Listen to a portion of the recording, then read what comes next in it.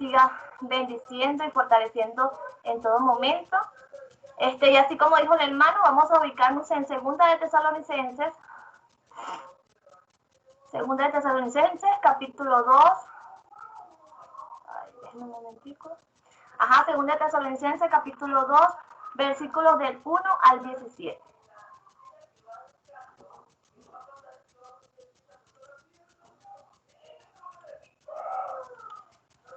Dice la palabra del Señor de la siguiente manera: pero con respecto a la venida de nuestro Señor Jesucristo y nuestra reunión con Él, os rogamos, hermanos, que no os dejéis mover fácilmente de vuestro modo de pensar, ni os conturbéis, ni por espíritu, ni por palabra, ni por carta, como si fuera nuestra, en el sentido de que el día del Señor está cerca. Dice: nadie os engañe en ninguna manera, porque no vendrá sin que antes venga la apostasía y se manifieste el hombre de pecado, el hijo de perdición, el cual se opone y se levanta contra todo lo que se llama Dios o es objeto de culto, tanto que se sienta en el templo de Dios como Dios, haciéndose pasar por Dios. ¿No os acordáis que cuando yo estaba todavía con vosotros os decía esto? Y ahora vosotros sabéis lo que lo detiene, a fin de que a su debido tiempo se manifieste. Porque ya está en acción el misterio de la iniquidad, solo que hay quien al presente lo detiene, hasta que él a su vez se ha quitado de en medio. Y entonces se manifestará aquel inicuo, a quien el Señor matará con el espíritu de su boca y destruirá con el resplandor de su venida. Inicuo, cuyo advenimiento es por obra de Satanás, con gran poder y señales y prodigios mentirosos. Y con todo esto, con todo engaño de iniquidad para los que se pierden, por cuanto no recibieron el amor de la verdad para ser salvos. Por esto Dios les envía un poder engañoso, para que crean en la mentira, a fin de que sean condenados todos los que no creyeron a la verdad, sino que se complacieron en la injusticia. El verso 13 dice: pero nosotros debemos dar siempre gracias a Dios respecto a vosotros, hermanos, amados por el Señor, de que Dios os haya escogido desde el principio para salvación mediante la santificación por el Espíritu y la fe en la verdad, a lo cual os llamó mediante nuestro Evangelio para alcanzar la gloria de nuestro Señor Jesucristo. Así que, hermanos, estad firmes y retened la doctrina que habéis aprendido, sea por palabra o por carta nuestra. Y el mismo Jesucristo, Señor nuestro y Dios nuestro Padre, el cual nos amó y nos dio consolación eterna y buena esperanza por gracia, conforte vuestros corazones y os confirme de toda buena palabra y obra.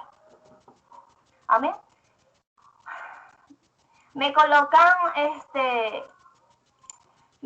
hablar en esta tarde de un tema que para mí en lo particular siempre como que lo eludía, no sé, yo decía que antes era como algo, meterse en algo que muchas personas vienen discutiendo, vienen hablando por muchos años. De hecho, conversaba con mi papá y él decía, esto que el apóstol Pablo está mencionando no es algo que se veía en la antigüedad y se quedó allí, no, sino que se vino arrastrando tanto como hasta nuestro siglo, que nosotros venimos escuchando lo que sucedía, o sea, qué estaba sucediendo en la iglesia de Tesalónica que hace que Pablo tenga la necesidad de hablarles nuevamente de algo que ya habían mencionado en la primera carta, acerca de la venida del Señor, acerca de, ¿verdad?, de que tenían que estar al pendiente de su fe, de su crecimiento espiritual,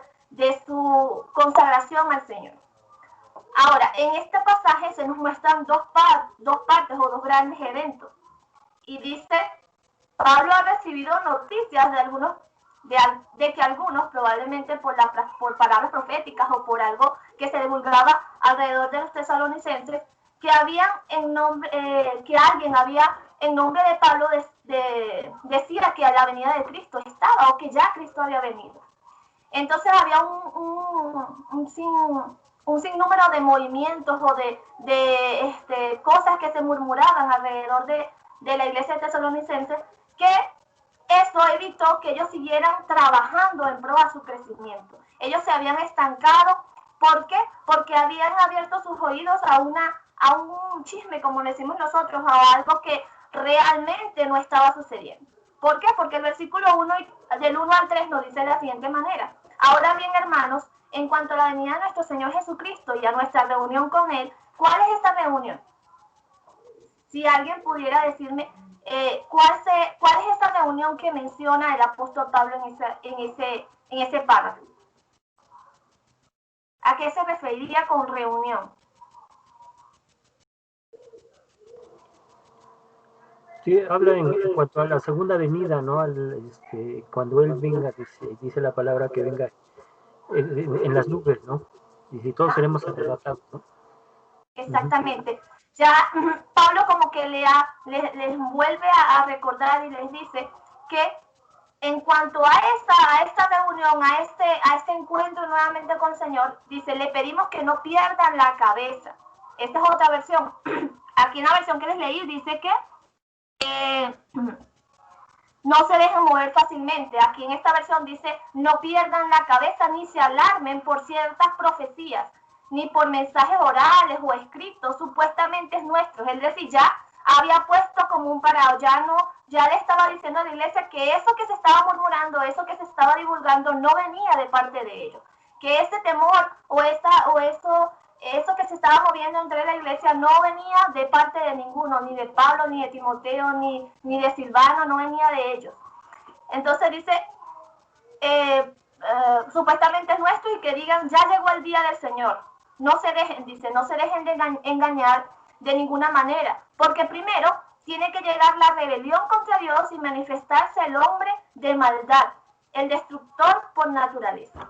Entonces ya aquí Pablo como inicia los dos eventos que deben suceder antes, ¿verdad?, de la venida del Señor, y ya él empieza como a hacer una distinción. Ellos tenían que haber estado alerta porque Pablo en el capítulo 4 de Primera de Tesalonicenses, él en el versículo 13 ya él había hablado de la venida del Señor. Y si pueden ubicarse, pueden ir y de Tesalonicenses capítulo 4, versos 13, dice, tampoco queremos, hermanos, que ignoréis acerca de los que duermen, para que no os entristezcáis, como los otros que no tienen esperanza.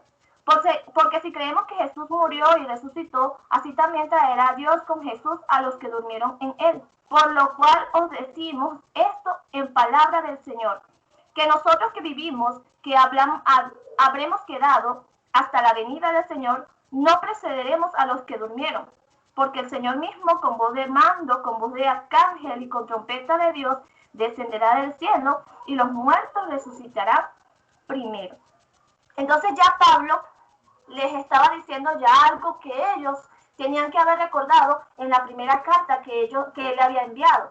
Ya él había dado como un conocimiento de cómo iba a ser la venida de Cristo, cómo tenían que hacer, cómo se iba a acontecer, qué era lo que iba a suceder. Ahora, con respecto a eso, la iglesia empieza a desviarse o a escuchar tantas cosas, y eso es porque cuando nosotros apartamos la mirada realmente de lo que es prioridad en el Señor, que es orar, leer su palabra, mantener nuestra fe, nuestra confianza en Él, entonces comenzamos a escuchar tantas cosas que vienen a traer a nuestras vidas no una paz ni una tranquilidad, sino una angustia, una agonía.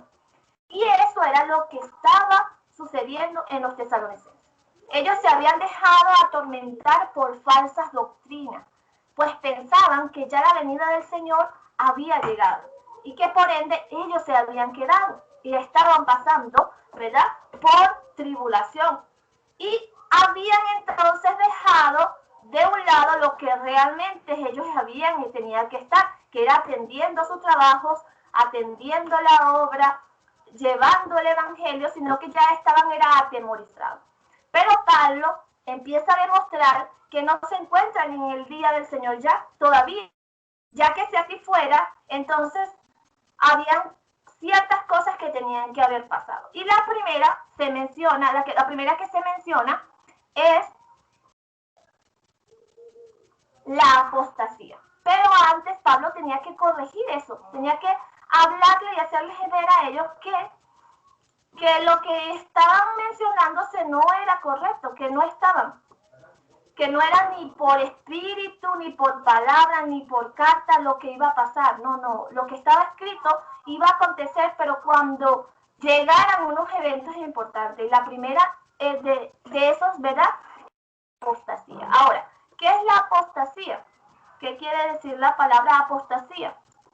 El término se refiere a la acción de abandonar, de desertar o rechazar la fe cristiana.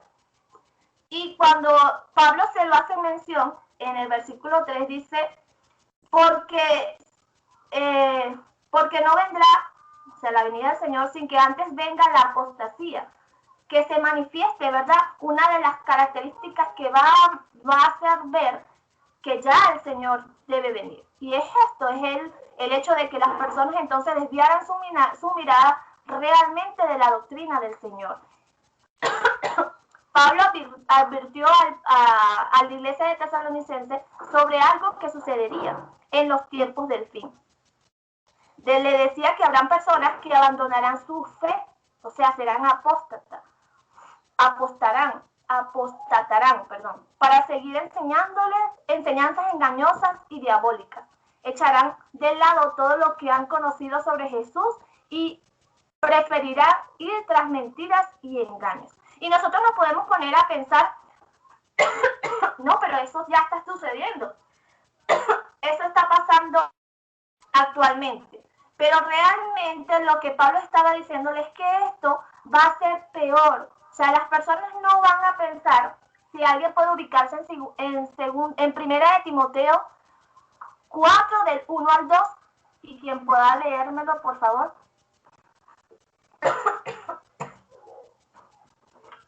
Primera de Timoteo 4 del 1 al 2.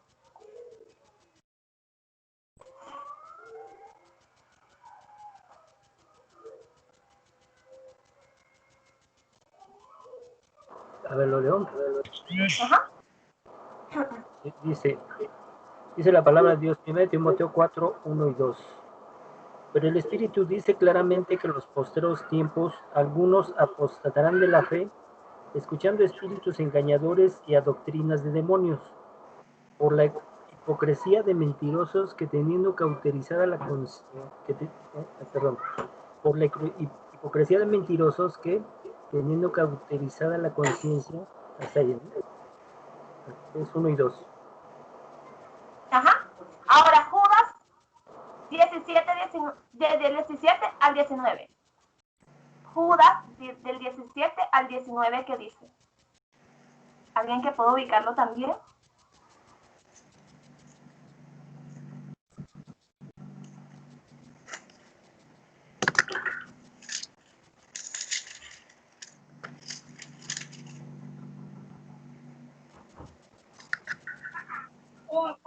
Dice, pero vosotros, amados, tened memoria de las palabras que antes fueron dichas por los apóstoles de nuestro Señor Jesucristo, a los que os decían, en el postrer tiempo habrá burladores que andarán según sus malvados deseos.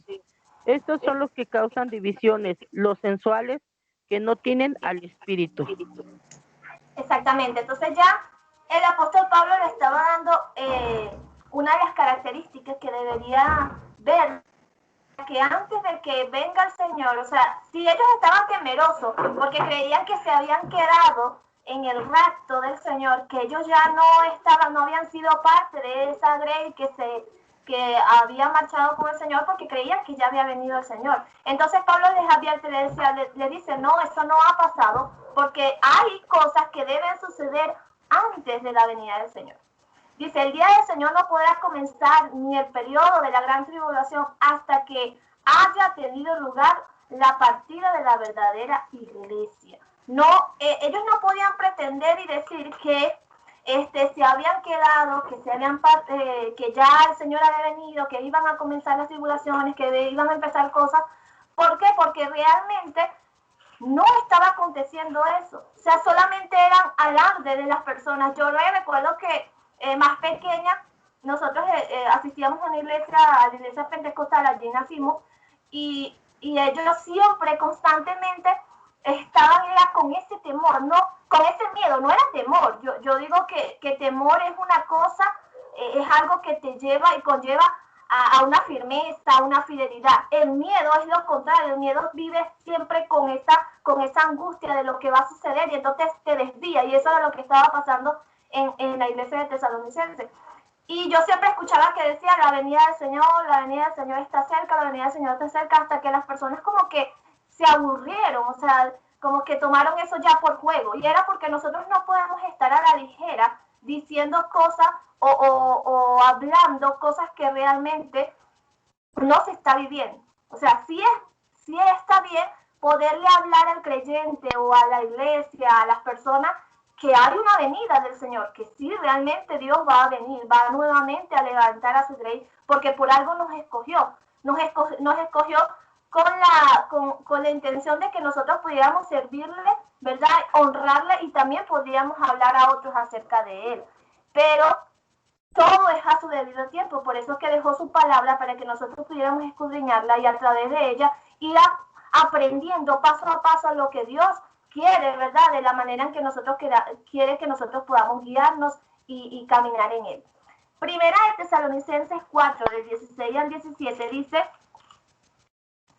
porque el Señor mismo, con voz de mando, con voz de arcángel y con trompeta de Dios, descenderá del cielo, y los muertos en Cristo resucitarán primero. Luego nosotros, los que vivimos, los que hayamos quedado, seremos arrebatados juntamente con ellos en las nubes para recibir al Señor en el aire, y así estaremos siempre con el Señor. La iglesia oficialmente organizada que sea dejada aquí en la tierra abandonará completamente la fe. Y cuando los verdaderos creyentes se hayan ido, la situación incluso empeorará, culminará con una apostasía total.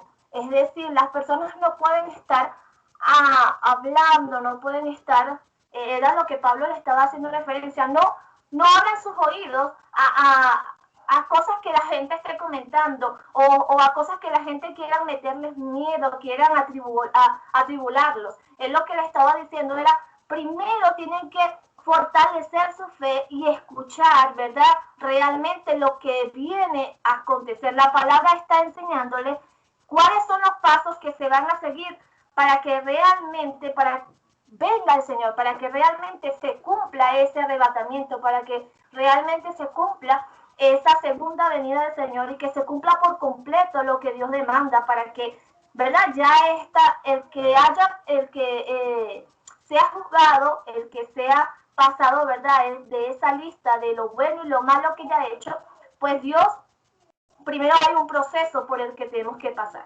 Ahora, otra parte interesante es que la segunda cosa que se debe manifestar es el hombre de maldad, el anticristo, el hombre de pecado. Busqué muchas versiones y les hablaba de el hombre de pecado, el hombre de maldad, el anticristo, hablaba del hombre pecador, infinitas versiones que les dan de significados que le dan a este.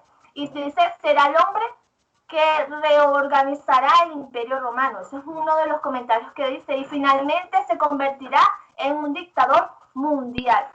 Yo me recuerdo que en Venezuela decían, no, Chávez es el anticristo, Chávez es ese hombre pecador, ese hombre de maldad que habla en la Biblia.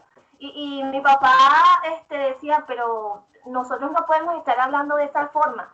O sea, porque el hombre, dice la Biblia, que aquí en el versículo 4 dice: el cual se opone y se levantará contra todo lo que se llamaba Dios y es objeto de culto.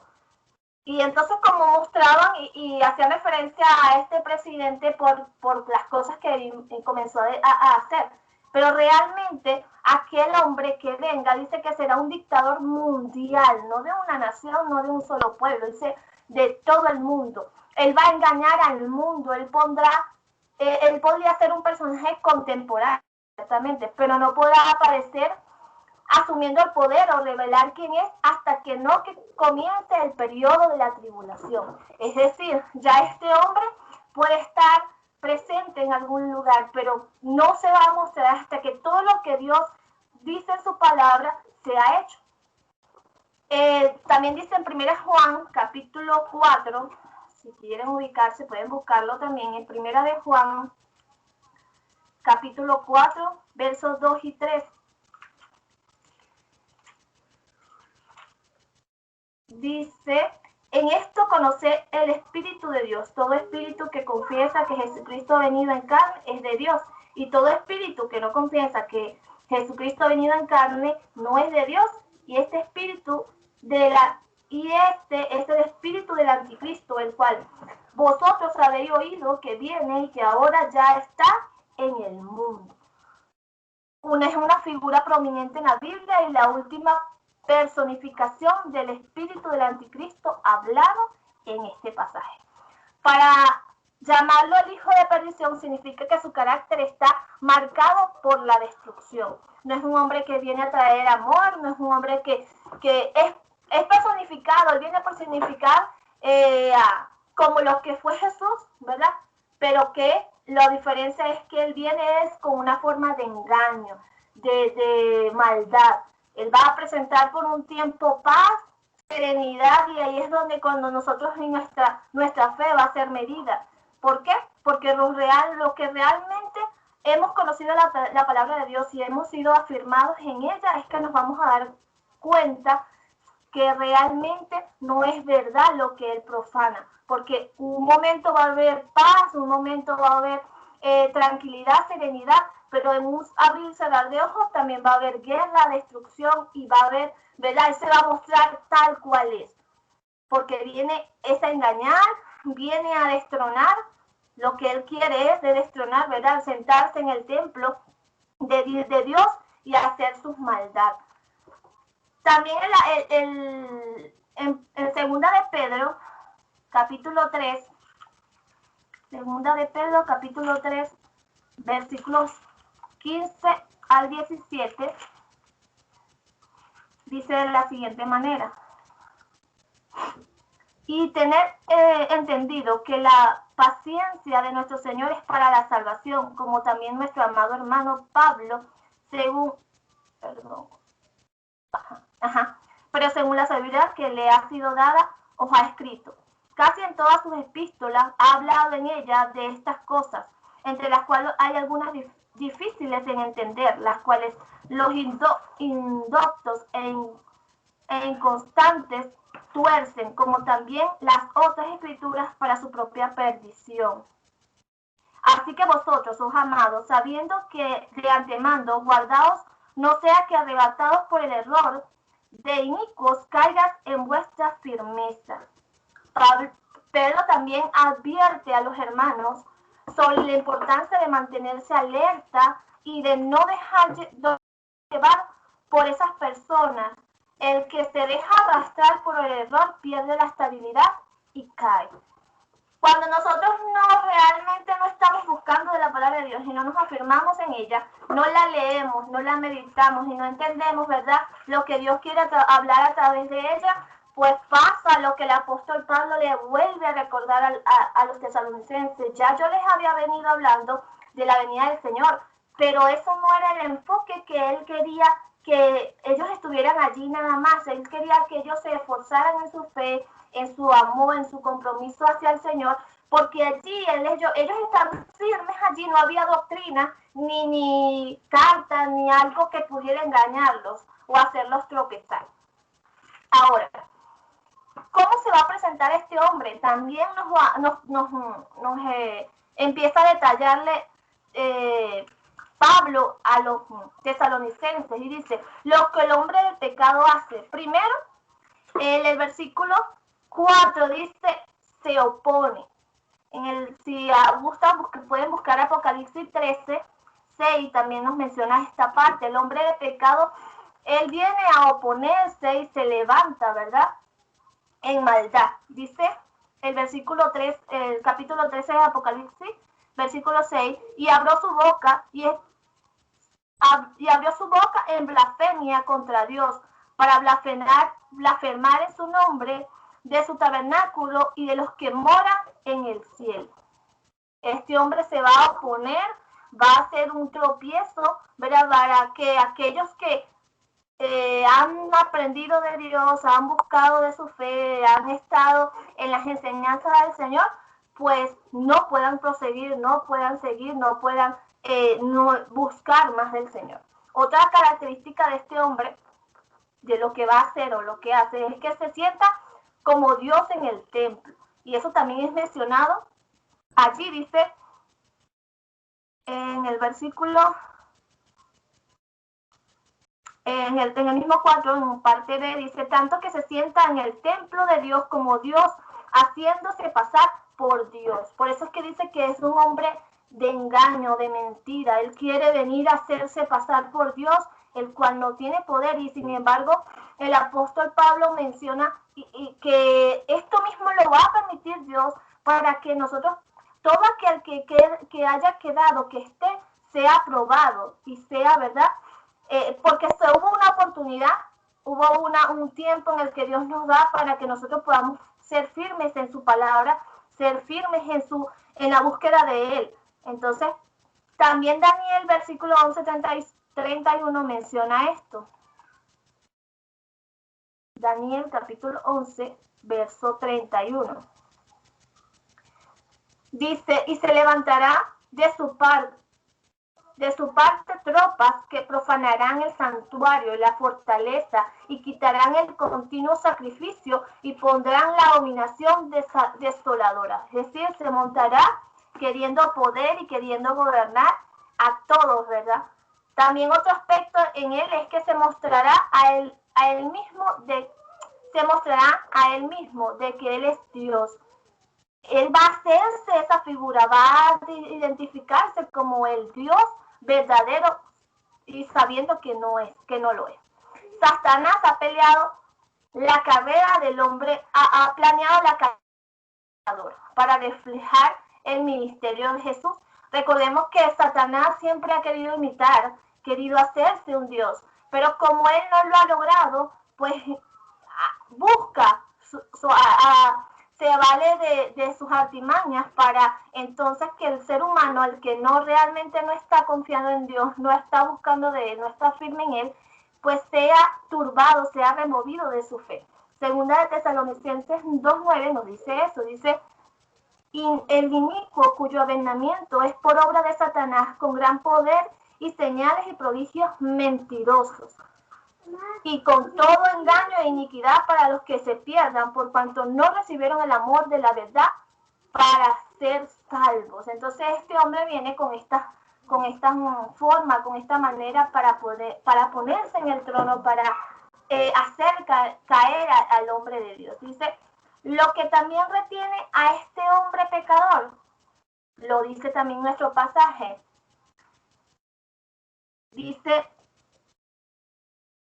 y ahora vosotros sabéis lo que detiene a fin de que a su debido tiempo se manifieste, porque ya está en acción el misterio de la iniquidad, solo que hay quien lo precede, lo detiene hasta que él a su vez se ha quitado de en medio. Y entonces se manifestará aquel inicuo, a quien el Señor matará con el espíritu de su boca y destruirá con el resplandor de su venida. ¿Qué detiene a este hombre de que ya esté, de que se manifieste? Lo primero es el principio de su funcionamiento, que está presente. La iniquidad, la maldad está en el mundo, está rodando, nos está acechando, pero no se manifiesta porque no es su tiempo. Aún no, Dios no le ha dado ese permiso, no le ha dado esa potestad de mostrarse. Y es a través del Espíritu Santo que Dios nos mantiene ahí refrenado, porque si recordamos que cuando Jesús murió, Él dice que nos dejará un consolador.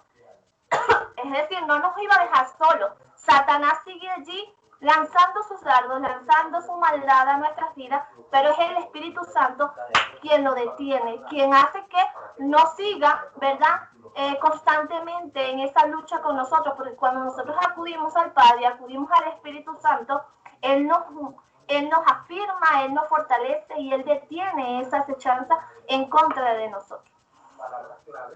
¿Cuál es el carácter, la estrategia de este hombre pecador? Pues Él viene con poder igual que Jesús, Él viene con señales, con milagros, pero de una manera engañosa.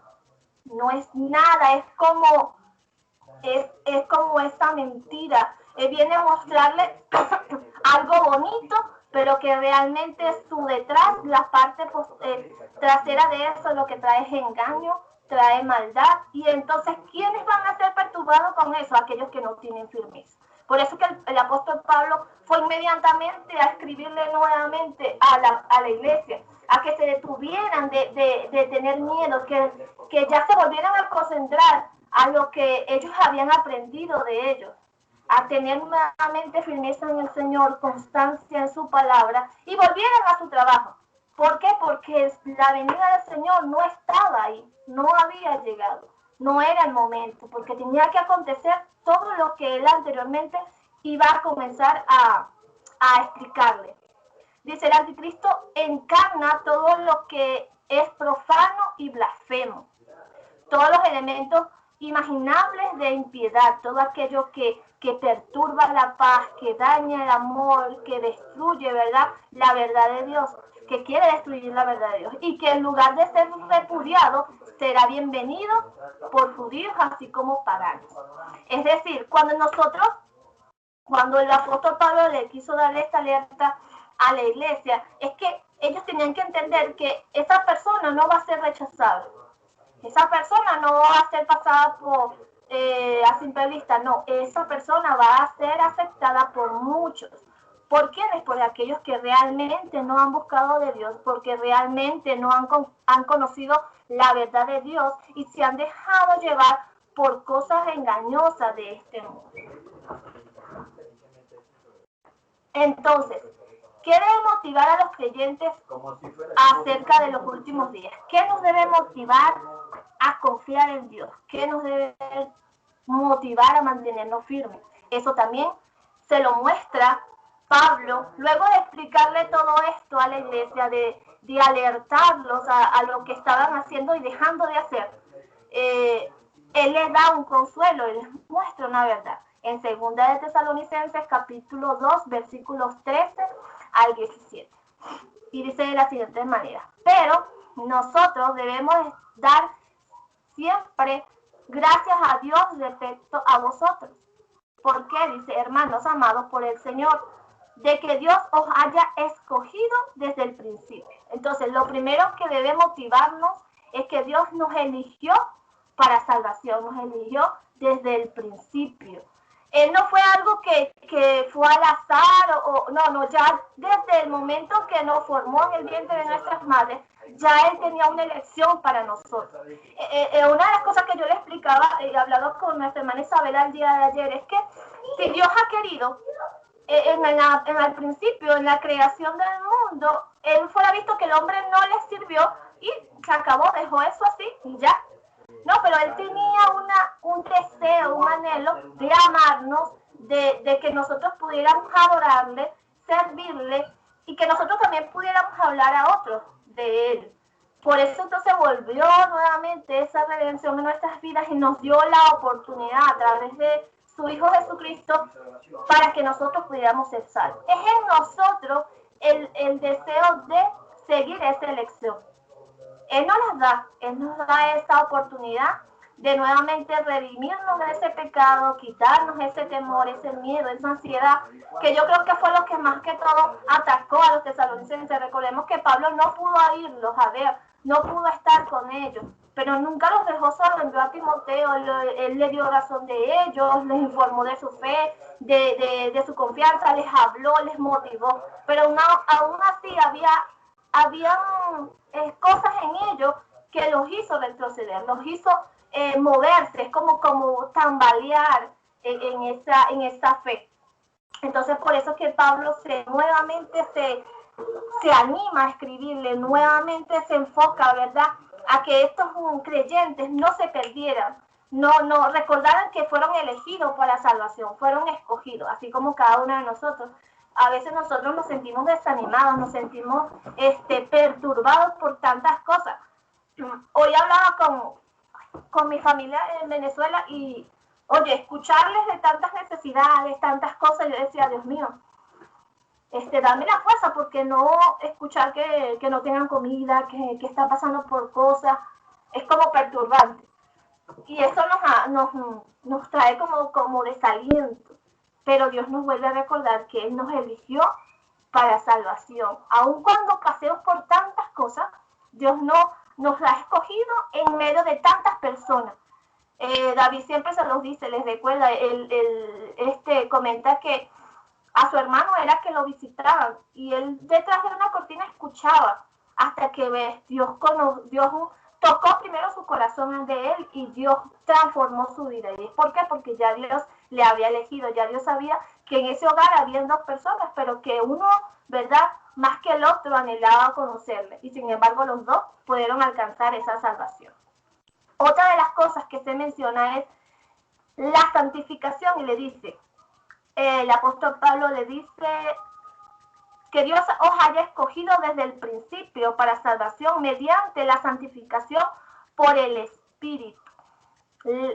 Una de las cosas que se nos debe motivar es que nosotros hemos sido escogidos no solamente, ¿verdad?, al azar, sino que también hemos sido escogidos en la santificación, no de una manera no para seguir en el pecado, porque también es algo que le mencionó la hermana, ciertamente hemos nacido pecadores, pero nosotros somos los que estamos dispuestos a pedir a que Dios pueda redimirnos de ese pecado, y aun cuando las consecuencias sigan allí de nuestro pecado, nosotros hemos sido transformados para ser santificados, para cambiar nuestra forma y nuestra manera de vivir a algo distinto, algo que muestre a la humanidad que en Dios sí hay cambio, que hay renovación en nuestro ser, en nuestro espíritu, en nuestra alma y en nuestro cuerpo. Otra de las cosas es que nos debe motivar el Espíritu de Dios y el creer en la verdad. No estamos, una de las cosas que nos comentaban una vez en el seminario es que, ¿qué perdemos nosotros? Si las personas dicen, no, pero es que no te cansas de ir a la iglesia, no te cansas de escuchar la Biblia o de otros hablar de Cristo. Pero si yo no me canso de comer, si yo no me canso de dormir, no me canso de hablar a otros, de comentar, o sea, ¿por qué me voy a cansar de la verdad de Dios?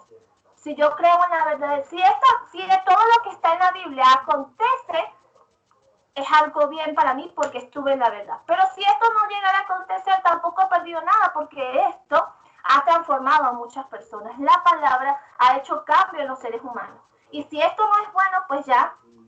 Si esto no es bueno, hizo algo bueno en nuestras vidas, hizo algo diferente. Porque cuando yo acepto al Señor, Dios transformó mi vida, hizo algo distinto y las personas lo pueden observar. Aunque muchos otros puedan más bien irse a lo contrario, a lo que nosotros traemos como consecuencia de nuestro pecado. Pero a Dios lo que le interesa es nuestro corazón y que Él nos eligió y que es su Espíritu Santo quien nos transforma día a día. Otra de las cosas es el Evangelio que nos permitirá alcanzar la gloria de Jesús. Y eso lo dice el versículo a lo cual os llamó mediante nuestro Evangelio para alcanzar la gloria de nuestro Señor Jesucristo. Así que, hermanos, estad firmes y retener la doctrina. Tenemos que retener lo que hemos aprendido en Dios, sea por la palabra de otros, sea por la palabra que hemos escuchado del mismo el apóstol Pablo a través de este libro de Tesalonicenses, pero es retener. No es solamente escucharla por el momento y luego sale de nuestro oído como si nada. No, la palabra retenerla es ahí, atesorarla. Es entrarle en nuestro corazón y que ella pueda hacer la transformación de vida.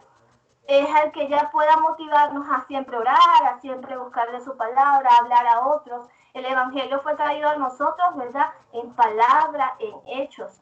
Dios, Él mismo se mostró 100% hombre y 100% Dios. Él, tanto en su humanidad, nos mostró que se puede llevar el Evangelio, que se puede hablar a otros de una verdad que existe, y también una parte espiritual, ¿verdad? Nos mostró que todo en Dios es posible mediante la fe, la confianza y la certeza, ¿verdad?, de que hay una venida pronta del Señor, pero que nos toca no afanarnos, sino estar delante. Una cosa es afanarnos y creer que todos los días el Señor viene, ¿verdad? Y entonces no, eso es ya ansiedad, eso es ya como un miedo. Cuando hablamos de temor es hacernos de la palabra de Dios, buscar en ella ese consuelo, buscar en ella ese anhelo, pero proseguir creciendo. Los tesalonicenses se habían estancado, se habían quedado por la ansiedad de creer que ya la venida del Señor estaba y que ellos se habían quedado, entonces habían dejado muchas cosas que hacer. Pero Pablo les recordaba, ¿no?, que eso no era así, que las cosas de Dios iban a ir haciéndose, ¿verdad? Llevaban un proceso, un progreso, y que todo se tenía que dar conforme a lo que estaba escrito. Será la palabra de Dios el que nos guiará a realizar su obra. Ahora puede el mismo nuestro Señor Jesucristo y Dios nuestro Padre, que nos amó y nos dio consolación eterna y buena esperanza por gracia, conforme a vuestros corazones, cambiar y transformar cada día nuestra manera de ser. La oración final siempre fue algo que caracterizó al apóstol Pablo, tanto al principio como al final. Evoca, ¿verdad?, lo que nosotros debemos hacer constantemente, no afanarnos, no perturbarnos, no quedarnos en la ansiedad, sino orar. Dice la oración final que recuerda el pasado, de la fidelidad de Dios y la bendición presente. Su fidelidad en el pasado es una promesa y su fidelidad para el futuro. El apóstol Pablo dice: así que, hermanos, estad firmes y retened la doctrina que habéis aprendido, sea por palabra o por carta nuestra. Y entonces dice: y el mismo Jesucristo, Señor nuestro, Dios nuestro Padre, el cual nos amó y nos dio consolación eterna y buena esperanza por gracia, conforte vuestros corazones y os confirme en toda buena palabra y obra. En conclusión, el creer en la venida de Cristo no quiere decir que todo el tiempo nos vamos a quedar mirando el cielo y deseando que Cristo venga. No. Esta actitud podría parecer piadosa, pero no tendría sentido que nosotros nos quedáramos solamente mirando al cielo y esperando que Él venga. Él nos mandó a accionar. Él dice: si una persona cree en la venida de Cristo, su creencia se manifestará de 3 formas. Primero, afectará su actitud hacia la palabra. ¿Cómo yo veo la palabra? Esta no solamente está para colocarla en un rincón o para dejarla abierta y que, bueno, ahí entre polvo por donde quiera. No. La palabra de Dios fue hecha para que la escudriñáramos, la entendiéramos, la atesoráramos y la mostráramos a otros. Otro aspecto sería la forma en que nos afecta el andar día a día, en el cómo nos trasladamos o nos rodeamos de personas y cómo le mostramos la luz de Dios a otros. Y también afecta nuestro trabajo en la obra.